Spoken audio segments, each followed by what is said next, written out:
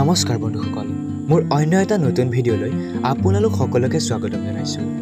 আজি আমি আপোনালোকক এটা নতুন আপডেটৰ বিষয়ে জনাম। গতিকে বলক দেৰি নকৰি আজি আমি এই ভিডিঅ'টো আৰম্ভ কৰোঁ। যদি আপুনি আমাৰ চেনেলটোলৈ প্ৰথমবাৰ আহিছে তেনেহ'লে চেনেলটো ছাবস্ক্ৰাইব কৰি কাষতে থকা বেল আইকনটো প্ৰেছ কৰি দিব। তেন্তে বলক দেৰি নকৰি ভিডিঅ'টো আৰম্ভ কৰোঁ। বন্ধুসকল, অসমৰ জনপ্ৰিয় অভিনেত্ৰী গায়ত্ৰী মহন্ত আৰু বৰ্তমানৰ ৰাজ্যসভাৰ সাংসদ পবিত্ৰ মাৰ্ঘেৰিটাই দিলে এটি ভাল খবৰ। তেওঁলোকে দুটিকৈ যমজ সন্তানৰ জন্ম লাভ দিলে আৰু তেওঁলোকৰ সন্তান দুগৰাকী ক্ৰমে এগৰাকী কন্যা সন্তান আৰু এজন পুত্ৰ সন্তান।